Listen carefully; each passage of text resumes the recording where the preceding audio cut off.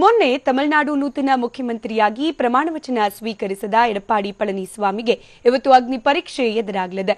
ವಿಧಾನಸಭೆಯಲ್ಲಿ ಇಪಿಎಸ್ ಇವತ್ತು ವಿಶ್ವಾಸಮತ ಯಾಚನೆ ಮಾಡಲಿದ್ದಾರೆ. ಇದರ ಬೆನ್ನಲ್ಲೇ ಪನ್ನೀರ್ ಸೆಲ್ವಂ ಬಣ ಅವರ ವಿರುದ್ಧ ಪ್ರತಿತಂತ್ರ ಹೆಣಿತಿದೆ.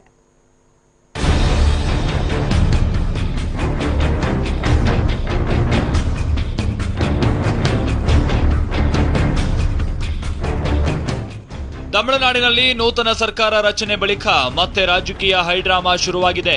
ಇವತ್ತು ತಮಿಳುನಾಡು ವಿಧಾನಸಭೆಯಲ್ಲಿ ನೂತನ ಸಿಎಂ ಎಡಪ್ಪಾಡಿ ಪಳನಿಸ್ವಾಮಿ ವಿಶ್ವಾಸ ಮತಯಾಚನೆ ಮಾಡಲಿದ್ದಾರೆ. ಅತ್ತ ಗೋಲ್ಡನ್ ಬೇ ರೆಸಾರ್ಟ್ನಲ್ಲಿ ಪಳನಿ ಬೆಂಬಲಿತ ಶಾಸಕರು ಸೇಫ್ ಆಗಿದ್ರೆ, ಇತ್ತ ಪಳನಿಸ್ವಾಮಿಗೆ ಸೆಡ್ಡು ಹೊಡೆಯೋಕೆ ಪನ್ನೀರ್ ಸೆಲ್ವಂ ಗ್ಯಾಂಗ್ ಸಿದ್ಧತೆ ನಡೆಸಿದೆ. ಅಮ್ಮನ ಪರವಾಗಿ ಮತಯಾಚನೆ ಮಾಡಲಿರುವ ಸೆಲ್ವಂ ಪಳನಿಸ್ವಾಮಿಗೆ ಸರ್ಕಾರ ರಚನೆಯ ಅವಕಾಶ ಸಿಕ್ಕಾಗಿನಿಂದ ಕೈ ಹಿಸಿದುಕೊಳ್ತಾ ಇರುವಂತ ಪನ್ನೀರ್ ಸೆಲ್ವಂ ಶಾಸಕರನ್ನ ತಮ್ಮತ್ತ ಸೆಳೆಯೋಕೆ ಹೊಸ ಪ್ಲಾನ್ ಮಾಡಿದ್ದಾರೆ. ಶಶಿಕಲಾ ಕುಟುಂಬದವರು ಬೆಂಬಲಿಗರು ಸಿಎಂ ಆಗಬಾರದು, ಅಮ್ಮನಿಗೂ ಅದು ಎಂದಿಗೂ ಇಷ್ಟವಿರಲಿಲ್ಲ. ಹೀಗಾಗಿ ವಿಶ್ವಾಸ ಮತಯಾಚನೆ ವಿರುದ್ಧವಾಗಿ ಮತ ಚಲಾವಣೆ ಮಾಡೋಣ ಅಂತ ಸಭೆಯಲ್ಲಿ ಪನ್ನೀರ್ ಕ್ಯಾಂಪ್ ನಿರ್ಧರಿಸಿದೆ.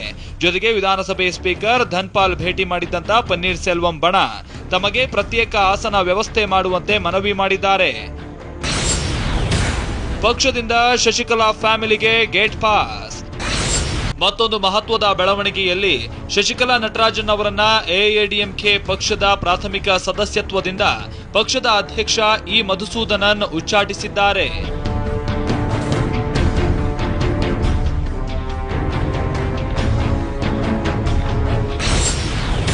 ಶಾಸಕರಿಗೆ ವಿಪ್ ಜಾರಿ ಮಾಡಿದ ಮುಖ್ಯ ಸಚೇತಕ.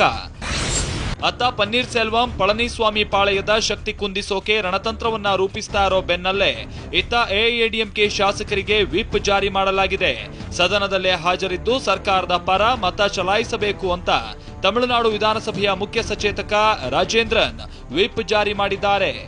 ಈ ನಡುವೆ ವಿಶ್ವಾಸ ಮತಯಾಚನೆ ವೇಳೆ ಡಿಎಂಕೆ ಎಡಪ್ಪಾಡಿ ಪಳನಿಸ್ವಾಮಿ ವಿರುದ್ಧ ಮತ ಚಲಾಯಿಸೋಕೆ ನಿರ್ಧರಿಸಿದೆ. ಒಟ್ಟಾರೆ ಇವತ್ತು ತಮಿಳುನಾಡು ವಿಧಾನಸಭೆ ಅಗ್ನಿಕುಂಡದಂತಾಗಲಿದೆ. ಕುದುರೆ ವ್ಯಾಪಾರ ನಡೆಯೋ ಸಾಧ್ಯತೆಗಳು ದಟ್ಟವಾಗಿದ್ದು, ವಿಶ್ವಾಸ ಮತಯಾಚನೆ ಮೇಲೆ ಎಲ್ಲರ ದೃಷ್ಟಿ ನೆಟ್ಟಿದೆ. ಪಳನಿಸ್ವಾಮಿ ಇದರಲ್ಲಿ ಸಕ್ಸಸ್ ಆಗ್ತಾರಾ ಅನ್ನೋದೇ ಈಗಿರೋ ಕುತೂಹಲ. ರಮೇಶ್ ಕಂಠೀರವ, ಟಿವಿ9 ಚೆನ್ನೈ.